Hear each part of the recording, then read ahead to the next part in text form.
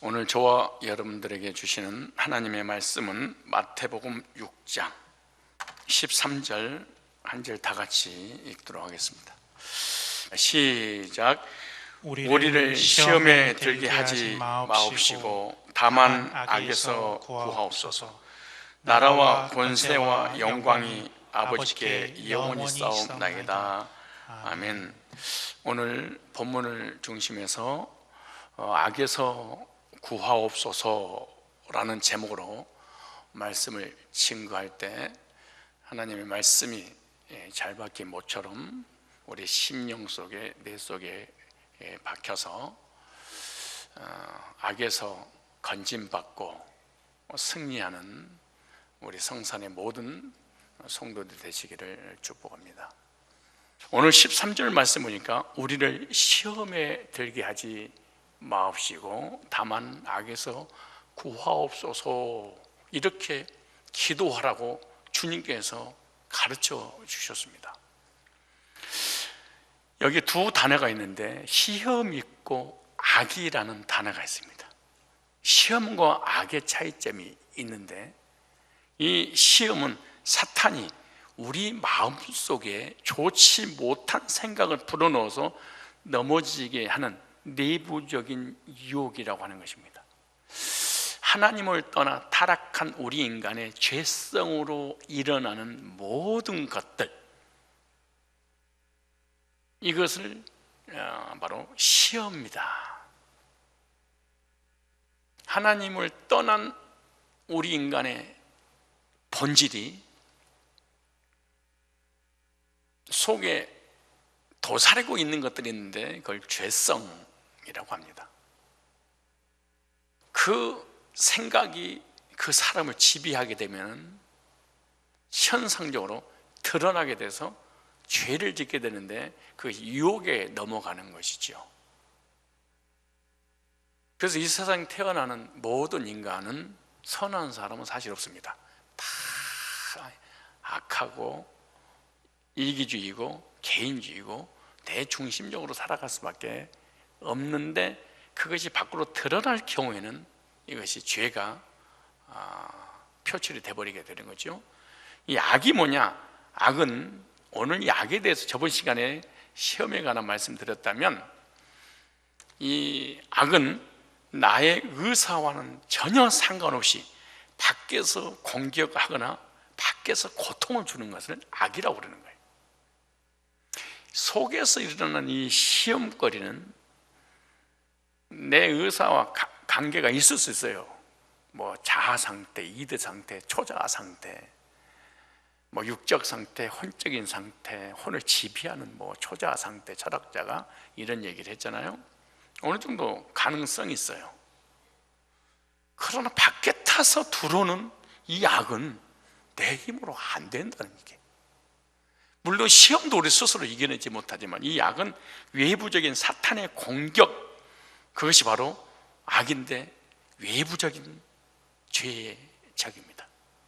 하나는 내부에서 일어나는 시험, 하나는 외부에서 나한테 돌진이 오는 악.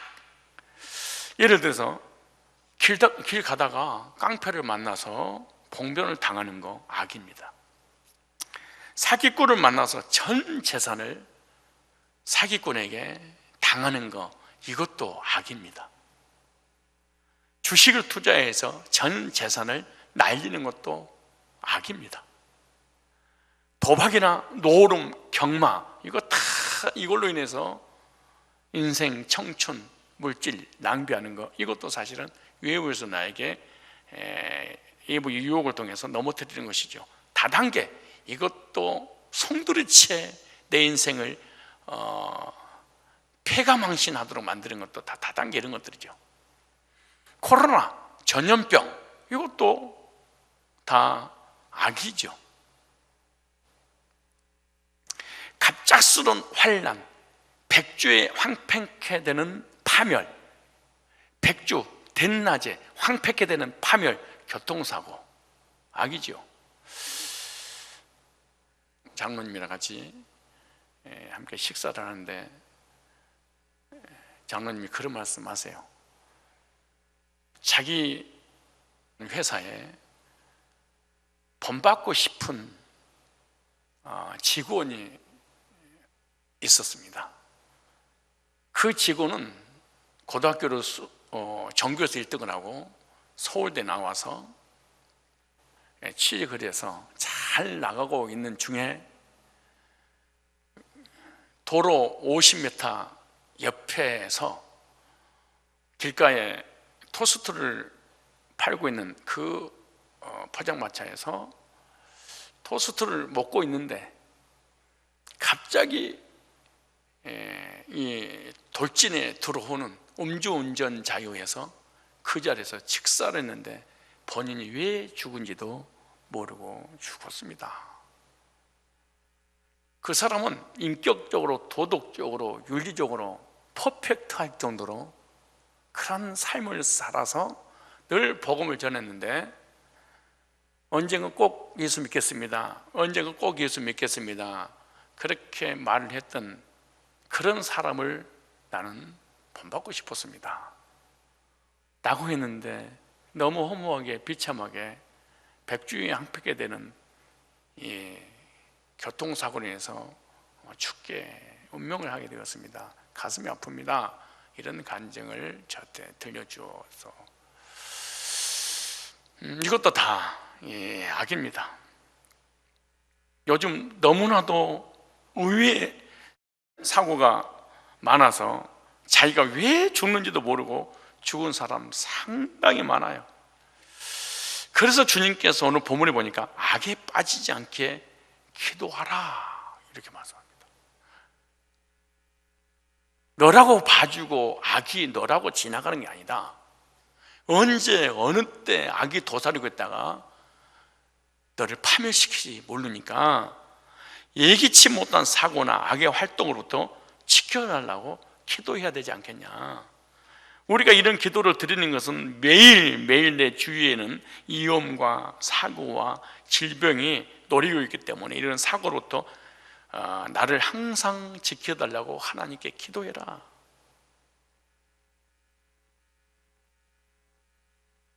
오늘 본문에 주님께서 거듭난 성도에게도 내부에서 오는 시험이 올 수도 있고 외부에서 오는 악이 있으니 악에서 구해달라고 기도해서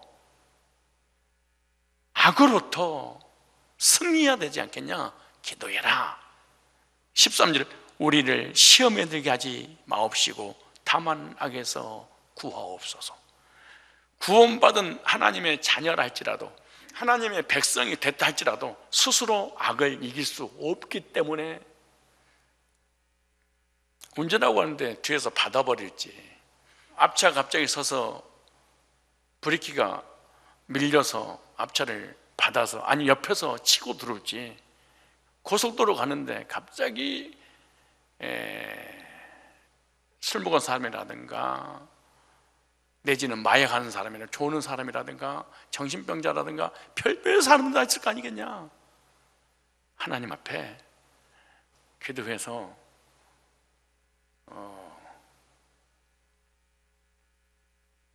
도와달라고 해야 되지 않겠냐. 그래서 악에서 건진받는 것은 우리 스스로 이길 수 없다는 겁니다. 악에서 구하실 수 있는 분은 예수님밖에 안 계십니다. 우리 하나님밖에 계시지 않습니다. 그래서 악에서 건져주실 것이 된 기도 첫 번째, 악의 정체가 뭔지 알아야 됩니다. 악이 도대체 뭘까? 이 악에서 구하옵소서 했을 때 이 악은 악한 자로 번역할 수 있습니다. 악한 자. 이 악한 자는 사탄을 상징하는 말이죠. 또는 사단에 쓰임받는 사람도 해당되는 겁니다. 악의 근원지가 사단 아닙니까? 그 사단한테 지배를 당한 사람은 악역으로 다 쓰임을 받아요. 세상에서도 교회에서도. 우리는 사단으로부터도 승리해야 되지만 하나님 나라 교회에서 신앙생활 하면서 세상에 사는 날 동안에 악역으로 쓰임 받으면 안 됩니다. 불신자들도 악역 있지만 구원 받았다 할지라도 악역으로 얼마든지 교회에서 쓰임 받을 수 있는 거예요. 특별히 악역으로 쓰임 받는 사람들은 거의 교회 중직자들이 90% 이상을 차지합니다. 왜 가능하냐? 교회 직분자에 대한 권세를 가지고 있기 때문에 악역으로 얼마든지 교회를 무너뜨리는 데 쓰임 받을 수 있지요. 악은 사단이지만 사단한테 쓰임 받는 것도 악입니다. 그래서 악이란 사단에게서 나오는 거예요. 사단에게 악이 나오고 악의 정체는 곧 사단이에요. 악한 인간들의 악도 결국 사단에게 나오는 거예요. 악의 정체를 알고 악을 대적해야 됩니다. 모르는데 어떻게 대적을 하겠습니까? 악한 자나 악이나 같은 말이 되는 것인데 악한 사단에 빠지지 않게 하옵소서, 악역으로 쓰임받지 않게 하옵소서 기도해야 됩니다. 악역으로 쓰임받는 것도 사단으로부터 나오는 것이기 때문에 악역으로 쓰임받지 않게 해달라고 회사에서도 직장에서도 가정에서도 특별히 하나님의 나라인 교회에서 원망하고 불평하고 부정적인 악역으로 쓰임받지 않게 하시되 쓰임받을 때는 이 악역은 언제든지 정의를 가지고 쳐들어옵니다. 언제든지 논리적이고 합리적이고 합당하고 그럴 수밖에 없는 분명한 이유를 대서 교회를 무너뜨리는 것이 바로 악역, 사단으로 쓰임받는 악역이 하는 일이죠. 이 악한 사단은 유다서에 보면은 교만함으로 하나님 앞에 대적자라 그렇게 말합니다. 이 사단을 성경에서 적나라하게 언제부터 출발했냐? 이건 성경에 없습니다. 그러나 사단이 하는 짓은 성경에 기록해 놨습니다. 교만함으로 하나님 앞에 대적했다. 공중의 권세를 잡고 사람들을 괴롭히는 눈에 보이지 않는 영이다. 땅으로 내어 쫓겨서 사람들을 미혹하고 결국 영원한 지옥 불못에 들어가지만 구원받은 성도들을 시험과 지약으로 넘어뜨린다. 이렇게 베드로전서 5장 7절로 8절에 말합니다. 너희 염려를 다 주께 맡겨라. 사단이 붙잡는 사람 누구냐? 염려하는 사람이다. 근신하라 깨어라. 너희 대적마귀가 우는 사자같이 두루 다니며 삼킬 자를 찾나니. 하나님 앞에 교만함으로 대적하여 하나님께 쫓겨나서 이 땅으로 와서 불신자를 지배하고 예수 믿는 사람을 온갖 미혹과 유혹으로 넘어뜨리다가 결국에는 지옥을 가는데 참 신기합니다. 이 암 있잖아. 암은 이 사람의 몸속에 있는 모든 좋은 세포를 다 죽이고 난 다음에 맨 마지막에 암이 죽습니다. 사단과 악역은 언제든지 주변 사람을 다 죽이고 난 다음에 지가 마무리를 하는 겁니다. 이게 악한 사단과 악한 사단에게 쓰임받는 사람들의 최후의 멸망이죠. 악에 빠지지 말아야 될 이유가 뭐냐? 악한 사단에게 빠지면 스스로 나올 수 없습니다. 악에 빠지게 되면 패망하게 됩니다. 악은 인간을 패망시키기 위해서 존재하는 것입니다. 패망이 될 때까지 인간은 스스로 절대로 빠져나올 수가 없어요. 잘못된 것인 줄 알면서도 알고도 빠져 들어가는 것이 악이죠. 우리 인간 스스로도 그 누구도 악에서 건져낼 수는 없습니다. 그래서 성도는 악이 무엇인지 알고 건져내 주실 하나님 앞에 기도해서 시험해서 악에서 우리가 이기고 이 땅에 사는 날 동안에 하나님 안에서 누리며 살아가야 되는 것입니다. 두 번째, 인간을 넘어뜨리기 위한 악한 사단의 역사가 어떤 식으로 넘어뜨리느냐, 넘어뜨리는 방법이 있을 거 아니에요. 그 첫 번째가 사단으로부터 나오는 악은요, 교만을 통해서 우리를 지배합니다. 왜냐? 교만함으로 하나님 앞에 뭐 했어요? 대적했어요?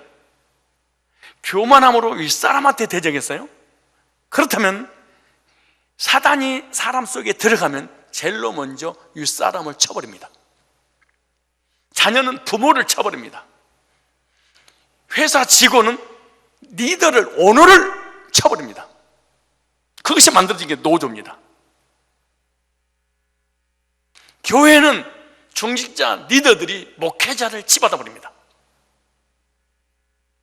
왜 그러냐? 사단의 자녀요, 사단한테 쓰임받기 때문에 그렇습니다. 왜? 사단은 교만함으로 대적했던 것처럼 누구에게? 윗사람에게. 하나님께 대적했잖아요.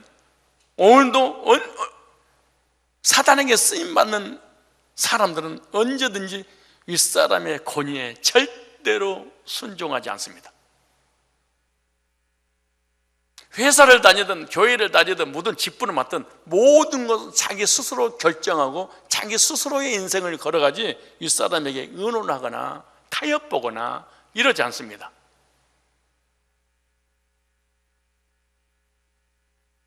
그러나 언제든지 아름다운 합리적으로 그럴 수밖에 없는 합당하도록 가지고 들어오니까 사람들이 미혹을 당하게 되고 넘어지게 돼서 합류하게 되는 것입니다. 그래서 사단이 교만함으로 하나님 앞에 대적했던 것처럼 우리 인간 속에 교만을 집어넣어서 하나님을 대적하고 질서를 깨고 윗사람을 대적하게 하는 것이 사단이 하는 역사입니다. 알아야지 기도하고 승리할 수 있는 거지, 모르는데 어떻게 대적을 하고 그러세요? 그래서 교만과 불평은 이 사단이 충만한 사람 특징이 원망, 불평, 원망, 불평을 왜 잘하냐? 교만해서 그렇습니다. 성령이 충만한 사람이 어떤 사람이냐? 겸손과 감사입니다. 이 사람이 하나님과 사람 앞에 겸손하고 감사가 늘 충만하다, 이 사람은 성령이 오셔서 그런 거예요. 성령이 없거나 성령이 떠나가게 되면 늘 원망 불평하게 되죠. 그 원망 불평한 것은 누구냐? 사단이 그 사람을 사실은 지배를 해서 그렇습니다. 원망 불평은 현상이지만 본질은 사단이 임해서 그런 것입니다. 정의가 아니에요. 그럼 하나님 앞에 교만, 사람 앞에 교만이 뭐냐? 하나님 앞에 교만은 가장 무서운 교만이 뭡니까? 말씀을 우습게 여기는 거, 말씀에 반응하지 않고 졸고 관심 없고, 이건 무서운 죄입니다. 몰라서 그렇지 사람들이.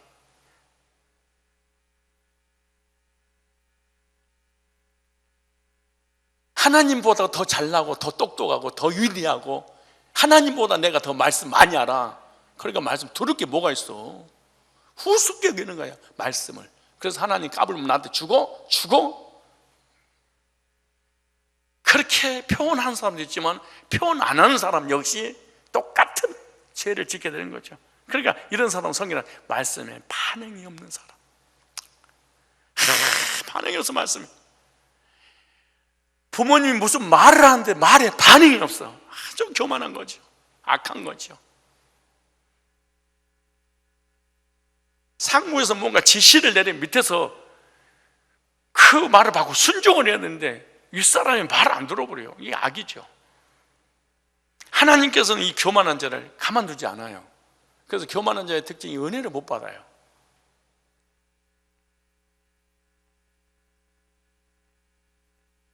자야 은혜가 없으니까 속에서 은혜스러운 얘기를 절대 끊지 못해.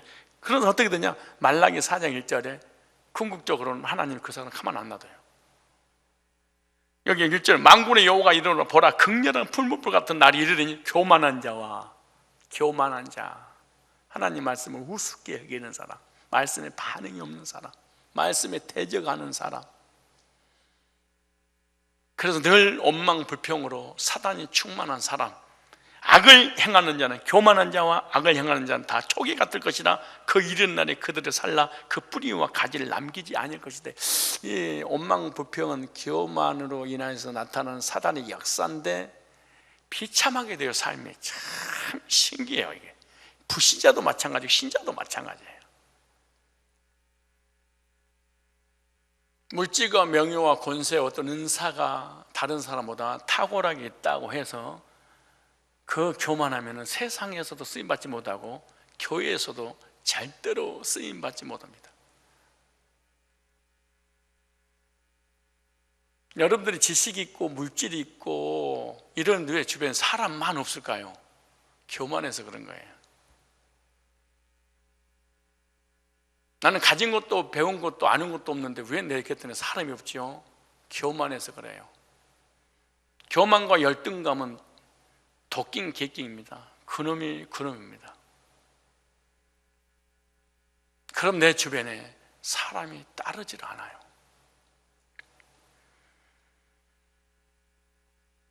하나님 말씀을 받지 않는 것이 교만이고, 은혜를 알지 못하는 것이 교만한 것이고 심판을 받습니다. 하나님 앞에서 뭘 받지 않은 것? 말씀에 반응하지 못하는 것. 은혜를 받았는데 은혜를 잊어버리고 은혜를 기억지를 않아, 하나님 앞에서. 그래서 역대하 32장 25절에 히스기야가 마음이 교만하여. 교만한 사람 특징이 은혜를 기억하지 않아. 은혜를 받았는데 기억을 안 해. 부모님한테 은혜를 받고 사람들한테 은혜를 받고 그런 것도 기억을 해서 감사가 있어야 되는데 하나님 앞에 받은 은혜를 기억지 않으죠. 그래서 그리스도인들에 있어서 가장 하나님 앞에 큰 범죄가 뭐냐? 구원의 은혜를 베풀어 주셨는데 그에 대한 감사가 없어. 하나님, 이 사람은요 절대로 복을 주시지 않아요. 그리고 마음에 혼돈과 공허와 흑암의 깊은 곳에 빠져서 스스로 행복한 척 할 뿐이지 행복한 자가 아니에요. 그래서 보세요, 히스기야가 마음이 교만하여 그 받은 은혜를 보답지 아니하므로 진노가 저와 유다와 예루살렘에 임하니 가정 전체가 쑥대밭이 되어버립니다. 왕이 교만하면 나라가 사라져버립니다.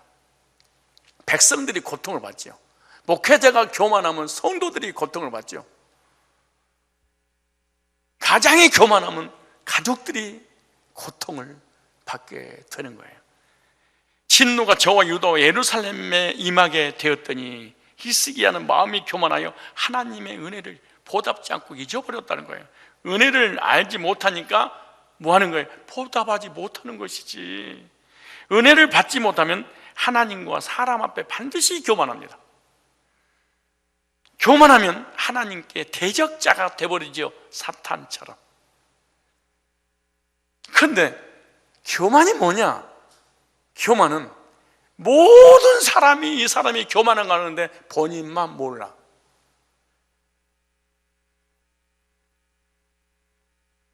그런데 딱 교만이 오잖아요. 그럼 그 누구의 말도 안 받아들여.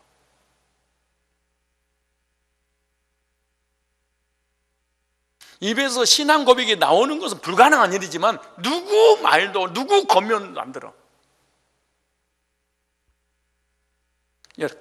지식이든 물질이든 건강이든 하나님께서 주신 것은 늘 감사가 있고 은혜의 보답을 하면서 모든 사람과 더불어 행복을 누려.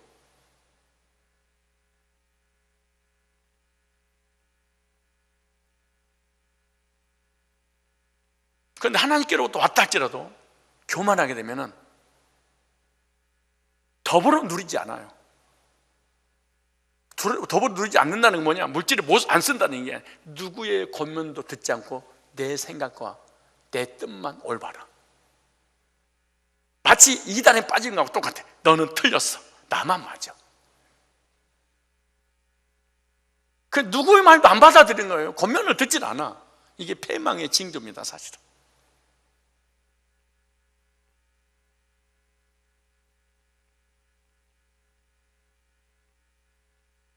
말씀을 받은 자가 겸손한 사람이고 겸손한 자는 심판을 받지 않습니다. 어디서? 삶에 있어서. 은혜를 알고 받은 자는 겸손하기 때문에 늘 감사가 있습니다. 사람 앞에 교만과 겸손은 뭐냐? 상대방을 우습게 여기는 것은 교만해서 그렇습니다. 그런데 배우고 가진 자만 상대방을 우습게 여기는 게 아니에요. 오해입니다. 이거. 배우지 못하고 무지하고 가난하고 병들어도 상대방을 무시해요.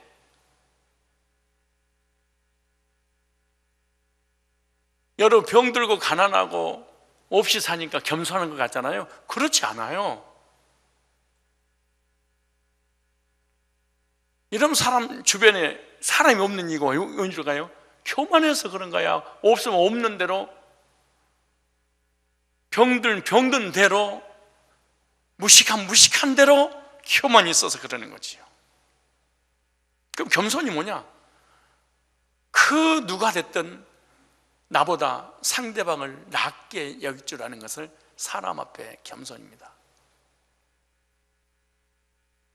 나보다 상대방을 낮게 여기니까 사람들이 내가 나를 좋아하는 사람을 다 따라. 신앙생활도 성공하고 사람 관계에 성공하려면은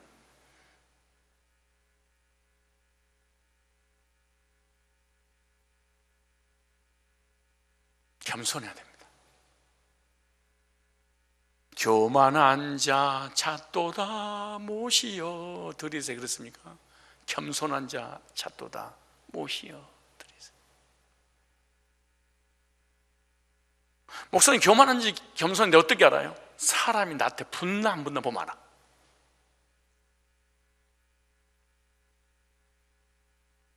겸손하면 사람만 몰려와. 교만하면 사람이 안 붙어. 열등감 많고 교만하면 사람이 안 붙어. 목사님, 나는 그래도 사람이 붙는데요. 왜 붙을까요? 네가 무서워서 그래. 성질 더러워서. 그냥 평화를 유지하고 싶어서.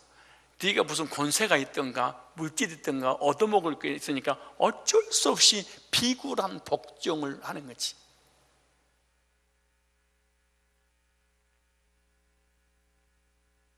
하나님 앞에 말씀을 잘 받고 받은 은혜를 기억하고 보답하는 것, 이게 겸손이고, 죄를 짓고 안 짓고는 나중 자선책이고, 하나님 앞에 악은 말씀에 반응이 없고 받은 은혜에 대한 감사가 없는 것, 이건 하나님께 악이야. 하나님의 기준이. 말씀을 잘 받고 은혜에 보답을 하면 뭐예요? 하나님께 겸손이죠. 사람을 나보다 낮게 여기고 겸손하게 섬기게 되면 이것이 하나님 보시기에, 사람 보기에 너무 아름다우게 사람이 나에게 몰려오게 돼 있어요. 그래서 사람에게 있어서 상대를 나보다 낮게 여길 뿐만 아니라 사람에게 받은 은혜도 기억할 줄 알아야 됩니다. 배은망덕한 그런 인간이 돼서는 절대로 안 됩니다. 나는 가끔가다 우리 족구부 40-50명씩 모이는데 제가 가끔가다 식사를 사고 옷도 사주고 그렇습니다. 왠줄 아십니까? 그들이 나에게 뭘 해줘서 한 게 아니고 같이 나와서 나와 함께 즐거운 시간을 보내준 것에 대한 감사의 표현이죠. 누가 나하고 놀아주겠습니까? 목사하고, 그놈은 목사한테.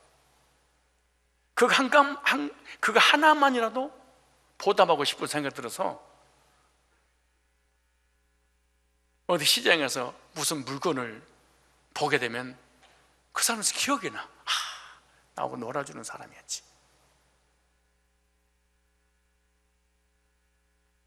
내가 배고프고 힘들 때, 끼니가 간 것도 없대. 누가 라면 한 그릇에서 사준 것이 지금도 가슴 속에 사라지지 않아.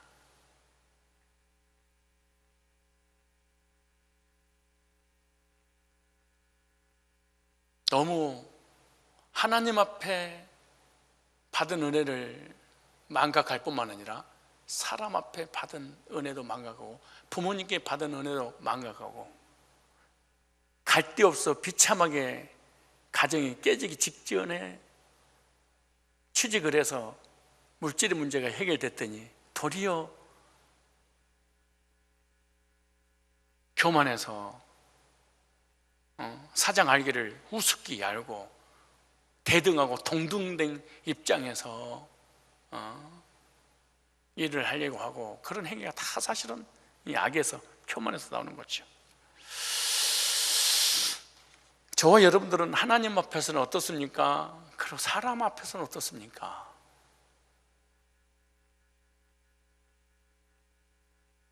하나님께서 전하시는 그 말씀의 반응은 어떠십니까? 여러분 태도는 어떠세요? 그리고 받은 은혜는 어떻게 기억하십니까? 잊어버리셨습니까?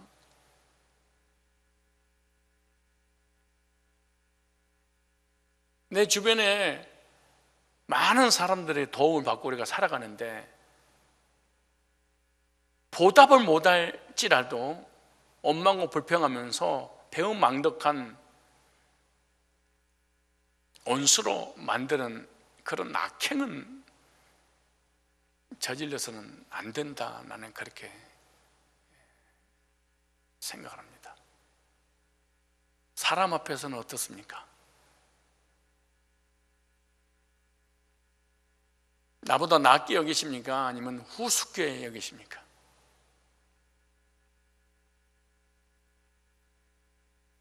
그러면 교만한 것과 겸손한 결과가 어떻게 되냐?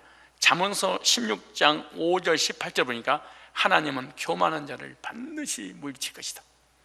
왕이 됐든 사장이 됐든 목회자가 됐든 중직자가 됐든 있는 대로, 없으면 없는 대로, 배운 대로, 무지한 대로 하나님이 물리치시는데, 잠언서 16장 5절 말씀 보니까 무릇 마음이 교만한 자를 여호와께서 미워하시나니, 하나님 미워하신다는 교만한 거.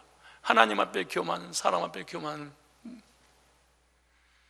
피차 손을 잡을지라도 벌을 면치 못하리라. 18절에 교만은 패망의 선봉이요 거만한 마음은 넘어짐의 앞잠이라.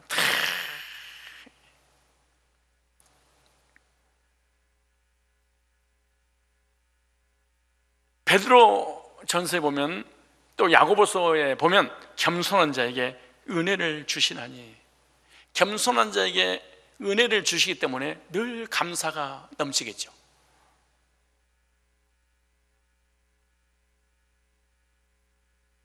그러므로 악에서 이기려면 베드로전서 5장 7절 8절에 보니까 이런 말씀이세요.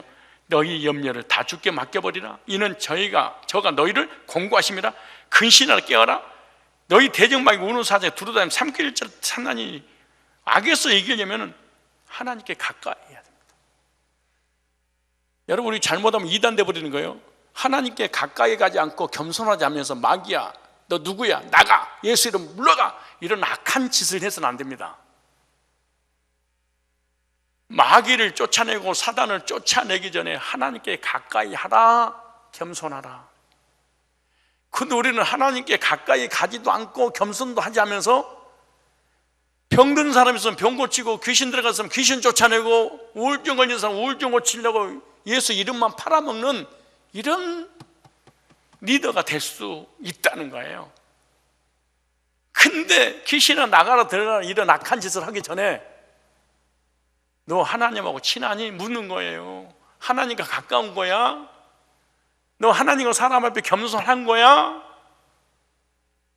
그러니까 사역하다가 귀신 들어가 버린 게 왠 줄 아세요? 예수 이름만 써먹어서 그런 거야. 하나님은 없는데.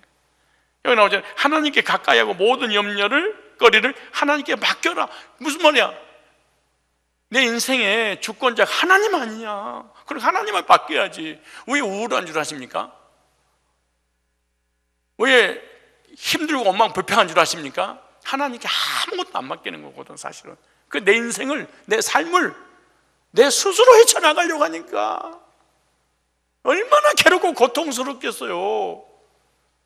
그러니까 마음에 평안 있을 일 없고, 두렵고, 그러니까 근심걱정 염려 속에 주변 사람만 괴롭히고 고통을 주는 거 아니에요? 나도 불행하고 주변 사람까지 다 불행하게. 왜? 이 사람 하나님을 근원적으로 안 믿기, 하나님 믿지 않는 사람이죠 사실은. 여기는 이제 하나님 가까이 해라, 너 염려를 하나님께 맡겨라. 네가 가장 귀중하게 생각이 뭐냐? 남편이야? 아내야? 자녀야? 물질이야? 건강이야? 맡겨라. 왜? 주체가 하나님이시니까. 생사복의 주권자 하나님이 너가 아닌다면 맡겨라. 그럼 편할 거 아니냐. 나라도 내가 바꿔버려야 되고, 부모님도 내가 바꾸고, 아내도 내가 바꾸고, 남편도 내가 바꾸고, 내 인생의 모든 것을 내가 바꿔 나가니까 이게 되겠습니까? 그리고 어떻게 했어요? 하나님께 가까이 하고 염려를 하나님께 맡기고, 그 다음에 마귀를 그 다음에 대적하라. 그 다음에 말씀과 은혜로 충만하고, 그리고 기도를 통해 주님과의 교제를 깊이 가져야 되겠죠. 그리고 성도와 교제를 멀리하면 안 됩니다. 사실은 성도와 교제가 안 되고 있는 건 사단의 밥입니다. 고독한 것은 하나님을 떠나서 그런 거죠. 성도와의 교제가요, 목사님 신방 10번 간 것보다 나아. 교제 한 번 잘못하면 지옥을 경험하고, 교제 한 번만 제대로 해버리면 천국을 경험하는 교제를 멀리하지 말고 늘 성도와 교제를 가까이 해야 돼. 충만한 사람하고 교제해서 영향받고 충만해질 때 성도가 사는 거죠.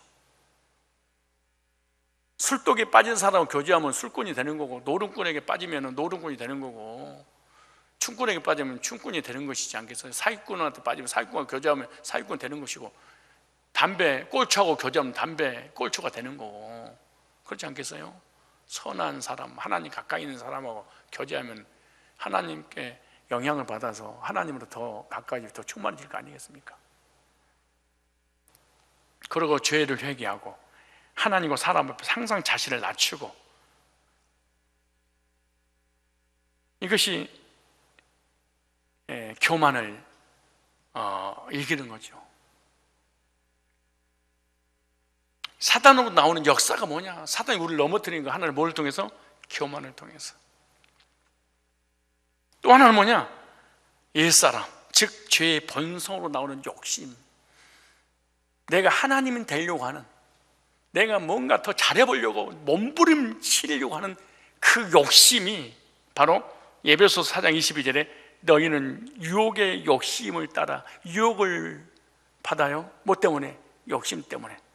썩어져가는 구습을 쫓는 옛사람을 쓰고, 우리는 속사람이 있고 겉사람이 있잖아요. 구원 받기 전에 옛사람이 있고 새로운 피조물로, 그러니까 땅에 속한 데가 있고 하늘에 속한 적이 신분이 바뀌는 적이 있었잖아요. 터닝 포인트가 분명히 있었던 시점이 있잖아요. 이렇게 말하는 거예요. 너희는 유혹의 욕심을 따라 썩어져가는 구습을 쫓는 옛사람을 벗어버리고 육체의 소욕을 그 다음 벗어버리라. 그러고 갈라디아 5장 17절 보니까 육체의 소욕은 성령을 거스리고 성령의 소욕은 육체를 거스리라니 이 둘이 서로 대적함으로 너희의 원하는 것을 하지 못하게 하려니라.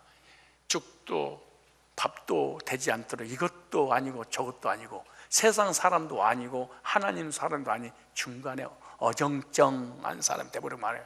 교인들 하나 이런 사람, 어정쩡한 교인들.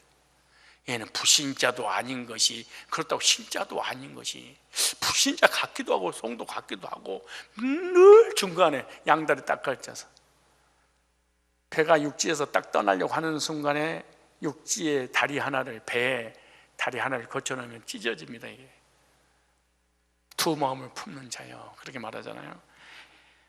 서로 대적함으로 네가 원하는 것, 세상 것도 못 이루어지고 하나님 것도 이루어지지 않는다는 거예요. 서로 대적하니까, 서로 싸우니까 얼마나 고통을 중간에서. 그럼 욕심이란 뭐냐? 다른 표현을 정욕이라고 말하는데, 이 정욕은 어떤 이성적인 것을 얘기하는 게 아니에요. 분수 이상을 소유하려는 것.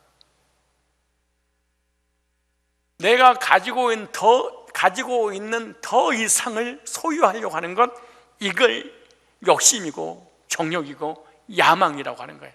없으면 없는 대로, 있으면 있는 대로 자족하며 살아야 되는데, 즉 금지된 것을 소유하고자 하는 타락된 마음을 바로 정욕이라 그렇게 말, 욕심이라.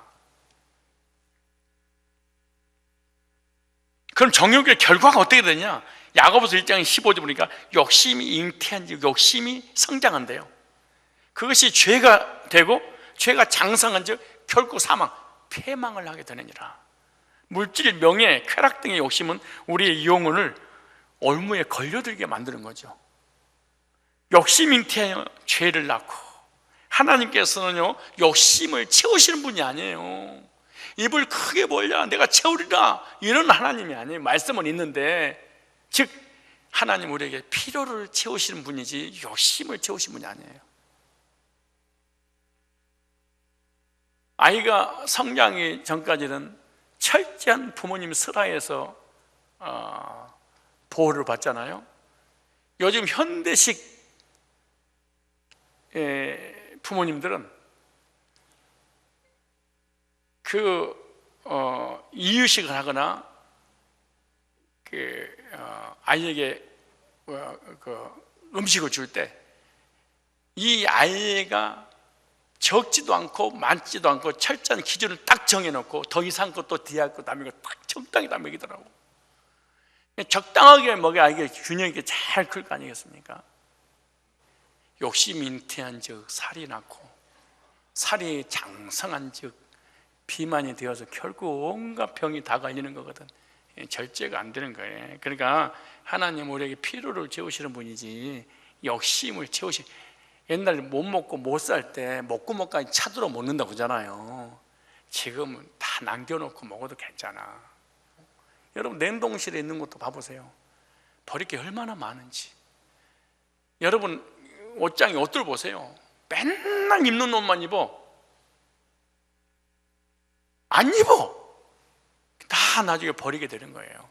따라서 하나님은 우리에게 욕심을 채우신 분이 아니라 필요를 채우신 분이다. 분수에 벗어나는 일이 없도록, 결국 정욕을 이기면 이기면 어떻게 욕심을 버리고 심는 대로 거두는 진리를 알고 그 이상을 거두려고 하지 말아야 돼. 그리고 감사 생활해야 돼. 현재 나에게 주신 하나님 은혜에 감사할 때 정욕을 이기게 됩니다. 그리고 말씀과 기도로 충만해야 되고, 왜냐? 기도는 과욕을 억제합니다. 기도는 과욕을 억제시킨다.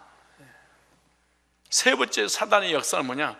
사단으로 나오는 악은 세속적인 것입니다. 세상이 아니고 세속적인 것들, 다른 말로 문화, 풍습, 풍속 이런 것들이죠. 야고보서 4장 4절 보니까 가늠한 여자들이요 세상과 벗된 것이 하나님의 온수됨을 알지 못하느냐? 그러니 누구든지 세상과 벗이 되고자 하는 자는 스스로 하나님과 온수되게 하는 것이라. 세상과 벗된 것, 세상과 벗된 거 뭐죠? 이스라엘 백성 애굽에서 출애굽을 해서 가나안 땅으로 돌아왔죠. 그 돌아가는 과정에 광야에 있었죠. 근데 애굽으로 돌아가자, 애굽으로 돌아가. 그때가 좋았지. 하나님이 가장 싫어하는 거, 세상으로 돌아가자. 세상이 좋아. 즉 세상이 주는 거 뭐냐? 육신의 종, 안목의 종, 이생의 자랑이 너무 좋아서 예배 제대로 드리지 못하고,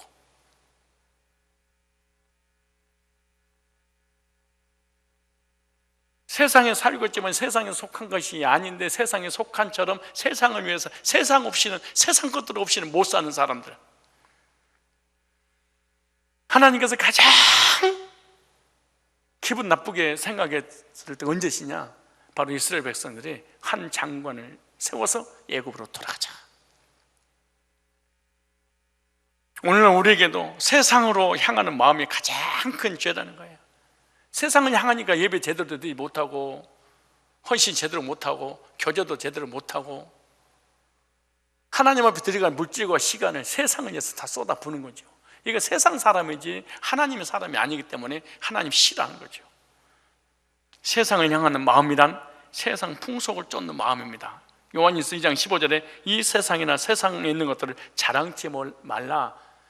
이 세상에 있는 것이 육신의 종, 안목의 종, 이생의 자랑인데 그리스도인들은 이거 진짜 이런 거 자랑하지 마라. 정말로 유치하고 정말 은혜 받고 구원받고 하나님의 자녀가 돼서 영생 얻는 이 받은 말씀이라든가 교제, 이런 아름다운 영적인 것을 자랑할 줄 아는 사람들이었는데,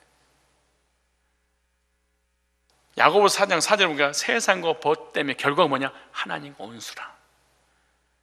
예배서 2장 3절에 보니까 세상 풍성을 쫓고 세상에 벗되려고 하는 것은 하나님의 진노가 임하느니라. 진노는 징계죠. 그래서 죄 가운데 빠지게 되고 실패한 인생이 되고 말아요. 그럼 세상을 이기려면 어떻게 되느냐? 그리스도 안에서 승리의 확신을 가져야 됩니다. 세상의 모든 유혹을 이기신 예수님의 승리로 인해서 그 승리가 나의 승리야. 요한복음 16장 33절 말씀이니까 세상에서 너희가 환난을 당하나 담대하라, 내가 세상을 이겨노라. 명예, 물질의 권세 때문에 우리가 조롱, 희롱 당할 수 있어요. 여러분요, 코로나 때문에 정부에서 독재 공산주의로 가는 길목에 서서 우리를, 기독교를 탄압하고 그렇게 생각하지 마세요. 기독교 역사는 탄압의 역사입니다. 절대 그렇게 생각하면 안 돼요. 지금 현재만 탄압한다. 원래 기독교의 모든 이방인들은 적이죠. 기독교 역사에 탄압받지 않는 때가 한 번도 없었어요. 지금은 가장 탄압이 적을 때죠. 로마가 세계를 지배할 때나 뭐 기독교 역사 보세요. 제대로 신앙생활을 한 적이 어디가 있어요? 다 숨어서. 그래서 환난을 당할 수, 이게 우리의 직업이 환난 당하는 직업이에요.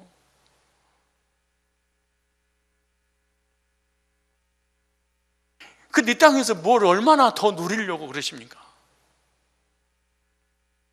하나님과 원수된 것을 누리면 누릴수록 하나님께 등 돌리고 적이 되고 마는 거잖아요. 두 번째, 세상을 이기려면 어떻게 되냐? 거듭남의 확신을 가져야 해요. 나는 물과 성령 거듭나서 하나님 자녀가 돼서 구원받았다. 요한일서 5장 4절에 보면 무릇 하나님께로 난 자마다 세상을 이기느니라. 세상을 이기는 승리는 이것이 우리 믿음이니라. 요한일서 5장 5절에 예수께서 하나님의 아들심을 믿는 자가 아니면 세상을 이길 자가 누구뇨? 세상을 어떻게 이기는 거예요? 내가 그리스도 안에서 거듭난 하나님 자녀야. 이 구원의 확신이 세상을 이기는 거예요. 세 번째, 어떻게 세상을 이기냐? 천국에 두말할 것도 없이 소망이 있어야지 이깁니다. 세상에 소망을 두면 세상을 절대로 못 이깁니다. 천국의 소망은 세상을 이기게 하죠. 장래 망할 장래성이잖아, 나그네 인생이잖아요. 여기는 잠깐 육체가 머물고 가는 내 속사람이 영원한 천국으로 가야 되는 것이잖아요. 이건 나그네 인생인데 나그네가 무슨 정착을 합니까? 때가 되면 텐트 걷어서 집으로 가야 되듯이 하나님께 가는 것이지. 근데 천국에 소망이 없는 사람이, 천국에 대한 확신이 없는 사람이 시험 들고 넘어지고 쓰러지고 그리고 세상한테 져버려요. 세상 못 이겨요. 천국이 없는데 어떻게? 세상은 이만하다, 주먹만하다. 근데 천국은 이만하다. 이걸 이기는 거야. 근데 천국은 주먹만 하고 세상은 인도만 해. 어떻게 세상을 이겨요? 세상 어떻게 다스려요? 지배를 당하게 되는 것이지. 그래서 내 마음속에 천국이 크면 세상을 이기고 천국이 조금 하면 세상을 지는 거지요. 성령 충만이 뭐냐? 천국 충만이에요. 사단 충만이 뭐냐? 세상 충만이에요. 그 귀신 충만이에요. 나는 하나님 백성이니까 귀신이 그런 거 없어요. 그런 얘기 하지 마세요. 그런 거 어떻게, 지금 너희는 이렇게 기도하라니까 불신자가 무슨 주기도문을 합니까?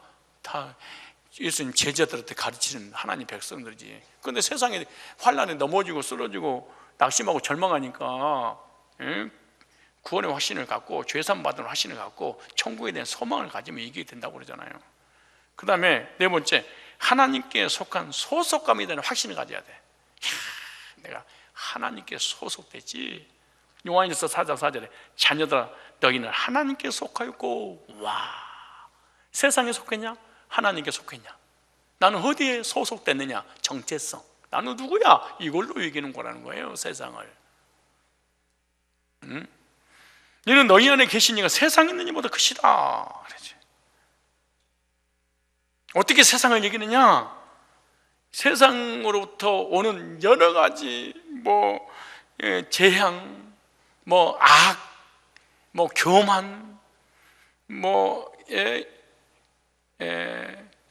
이런 우리 인간의 의지하고 관계없이 나에게 엄습해오는 돌진은 이런 것은 다요, 이런 고백 속에서 신앙 고백을 분명히 해야 됩니다.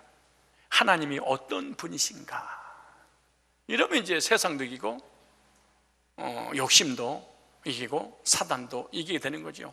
시편 91편을 찾겠습니다. 우리 신앙 고백이 얼마나 중요한지를. 코로나19 그걸 반대로 하면 시편 91편, 그 코로나를 이기려면 어떻게 되느냐? 시편 91편을 찾으면 이기습니다. 자, 시편 90 몇 편? 1절은 볼까요? 시편 91편. 자, 보세요. 지존자의 은밀한 곳에 거하는 자는 전능하신 자의 그 나라에 거하시로다. 자, 얼마나 멋진 고백을 하는 거 보세요. 내가 여호와를 가리켜. 신앙 고백 잘해야 돼. 입 조심하셔야 됩니다. 그리스도인의 언어 생활 참 조심해야 됩니다. 내가 여호와를 가리켜 말하기를, 신앙 고백하기를, 저는 나의 피난처시오. 세상도 욕심도 사단도 나도 피난처가 아니라, 그 다음 보세요. 나의 요새시요 나의 의뢰하는 하나님을 하리니, 이렇게 고백했어요. 이는 저가 너를 새 사냥꾼의 올무에서 극한 연병에서 건지실 것이로다. 저가 너를 그 기수로 덮으시니 네가 그 날개 아래 피하리로다. 그의 진실함은 방패와 손방패가 되니. 보세요. 너는 밤의 놀램과 낮에 흐르는 살과. 밤에 놀래는 게 뭐예요? 이 불면증, 가위에 눌리고 시달리고 이런 거잖아요. 잠 못 이루고 다 이런 거잖아요. 근데 보세요. 흑암 중에 행하는 연병과 백주, 흑암 중에 행하는 연병, 이런 거 다 코로나 다 이런 것도죠. 우리에게 엄습해 우리를 멸망시키는 거. 백주의 항폐기들 파멸, 교통사고죠. 갑자기 차가 돌진해서 사망을 당하게 만드는 거. 근데 보세요. 천연이 네 곁에서 만인 네 우편에서 엎드렸냐. 이 재앙이 네게 가까이. 이런 일이 있지만 이 재앙은 너에게는 안 와. 왜? 하나님 어떤 분인가 고백했잖아 네가. 그러니까 하나님 막아주는 거야. 그러니까 내 인생을 내가 살고 외부의 적을 내가 이기고, 사단도 세상도 교만도 내가 이기는 게 아니에요. 어떻게? 주님께로부터 와야 돼. 그러니까 주님께서 이렇게 기도해라. 시험에 들게 하지 마옵시고 다만 악에서 구하옵소서. 오직 너는 목돈 악에 대한 보응이 내게 보이려. 네가 말하기를, 말 잘해라. 어느 생활 잘해라. 말 잘해라. 죽겠어, 못 살겠어, 힘들어. 나는 왜 우울해? 나는 왜 병이 걸려? 말을 잘해야 되는데, 네가 말하기를 여호와는 나의 피난자시라고 지존자를 거저 삼았으므로 네가 화가 네게 미치지 못하며, 재앙이 네 장막에 사람을 통한 사기꾼 이런 것들, 그 다음에 재앙, 갑자기 여기서 쳐들어오고 돌진 오는 이런 것들, 아까 내가 맨 처음에 소론에 악에 대해서 그렇게 나열했던 것처럼 그런 것들이잖아요. 저가 화가 네게 미치지 못, 재앙이 네 장막에 가까이 못하느니 저가 너를 위해 그 사단을 명하서 네 모든 길에 너를 지키게 하심이라. 이렇게 어떻게 하는 거예요? 계속해서 시편 91편 1절 이하에 보면 말하기를, 하나님 어떤 분이라고 신앙 고백하기를, 하나님은 나의 피난처시오 요새시오 산성이시오 나의 목자시오 전능자시오. 나 그 그늘 아래 거하고 계십니다. 얼마나 안전합니까? 얼마나 하나님의 그늘 아래서 보호를 받고 있습니까? 이렇게 고백해야 된다는 거야. 2절 말이 끝까지 2절 시작. 내가 여호와를 가리켜 말하기를. 9절 볼까요? 시작. 네가 말하기를. 무슨 말을 하는 거냐? 하나님이 어떤 분이냐 고백해라. 그럼 모든 재앙을 하나님께서 막아주실 거라고 하잖아요. 육신의 정욕이든 세상이든 사단이든 우리의 적이라는 것을 뭐 해야 되는 거예요? 알고 대적해야지 승리하게 되는 것이죠. 그래서 마지막 세 번째, 주님께서 여기서 승리하면 어떻게 되냐? 기도하라. 왜 기도해야 되냐? 하나님만이 시험 구학에서 건져낼 수 있는 분이기 때문이다. 하나님께서 시험 구학에서 건져내실 분이라면 하나님을 의뢰할 때 승리할 수 있다는 거예요. 자기를 믿지 말고 하나님을 의뢰해야 됩니다. 다만 악에서 구하옵소서. 그러니까 구해달라고 기도해야지 악을 이기신 예수님께서 승리의 길로 인도하실 거 아닙니까? 구하옵소서. 그래, 내가 못 이긴다는 거잖아요. 그러니까 구하옵소서 그랬죠. 여기서 구하시옵소서, 이 말이 할라치라는 히브리어입니다. 이 말은 꺼내다, 자유케 하다, 구해내다, 이런 뜻이죠. 그래서 주님은 하나님께서 악에서 구해달라고 우리한테 기도하라는 거죠. 이 악이 뭐냐? 악한 곳에서 벗어나게 해달라고 기도하는 건데, 세상의 악에서 벗어나게 해달라고 기도할 때 하나님께서 그 기도를 들으시고 악에 빠지지 않도록 보여준다는 겁니다. 오직 하나님은 나의 악한 상황에서 구출해 주실 분이며 도와주실 분이라는 것을 믿고 간구하는 자에게 하나님은 구원의 은혜를 베푸시는 거예요. 이거는 구원은 뭐냐? 악에서 구해 주십시오, 시험에 들게 하십시오 마십시오. 이거는 삶의 구원이지 영적 구원이 아닙니다. 이 땅에 살아갈 때 승리하는 구원이죠. 나를 이런 악한 환경과 상황에서 자유롭게 해주실 분은 누구밖에요? 예수 그리스도밖에 계시지 않는다는 거죠. 그래서 악에 빠지지 않도록 미리 기도하라. 미리 시험에 들지 않도록 미리 기도하라. 평소의 기도의 삶을 통해서 악에 빠지지 않는 거죠. 기도만이 승리의 기름을 알고 하나님께 매달려야 됩니다. 다만 악에서 구하옵소서. 왜 기도하지 않느냐? 내 스스로 악을 이길 수 있다고 생각해서, 내 스스로 시험을 이길 수 있다고 생각해서. 우리 예배생활, 기도생활, 말씀생활, 교제생활 하지 않는 이유가 뭐냐? 불신자이기 때문에. 왜 불신자냐? 불신자는 스스로 인생을 살아갑니다. 스스로 보호를 받습니다. 그러나 기독교인들은 세상과 사단과 교만은 우리 스스로 이겨낼 수, 외부의 적들은 스스로 이겨낼 수 없습니다. 그래서 악에서, 시험에서 구하여 주옵소서. 여러분, 술 중독자, 마약 중독자, 게임 중독자, TV 중독, 인터넷 중독, 증권 중독, 다단계 중독, 춤바람 중독, 노름 중독, 이런 중독 있잖아요. 중독에 빠져 있는 거, 이거 스스로 나오지 못합니다, 사실은. 여러분, 우리 주변에 일어나는 백주에 한 팩에 되는 여러 가지 사고들, 이런 그 코로나, 이거 다 우리 스스로 안 되죠. 그래서 악에서 건짐을 받는 것은 무슨 구원이다? 육적인 구원인데, 육적으로도 우리가 하나님을 잘 섬기기 위해서는 악에서 구해달라고 기도를 해야 된다는 거예요. 어떻게? 미리서. 성도가 사단의 유혹을 받아 악에 빠지는 일은 성도의 비극입니다. 성도의 삶은 영적인 싸움의 과정이고, 그런 이 싸움의 승리는 보장됐습니다. 왜? 승리의 방법과 원리를 성경도 알려줬잖아. 미래서 시험 들지 않도록 기도하라, 악에 빠지지 않도록 기도해라. 다 원리를 알려줬어. 그래서 악에서 구해달라고 뭐 해야 되는 거예요? 반드시 기도해라. 시험에 들게 하지 마옵시고 다만 악에서 구하옵소서. 시험과 악을 우리 스스로 이길 수 없고, 누구만이? 전능하신 창조주 우리 주님만이 꺼내줄 수 있기 때문에 미리서 기도하고 하나님의 보호 아래서 늘 겸손하게 감사하며 하나님을 섬겨야 되지 않겠느냐라고 말씀합니다. 시험에 들게 하지 마옵시고 다만 악에서 구하옵소서. 우리 함께 기도해 주 앞에 나와 무릎 꿇고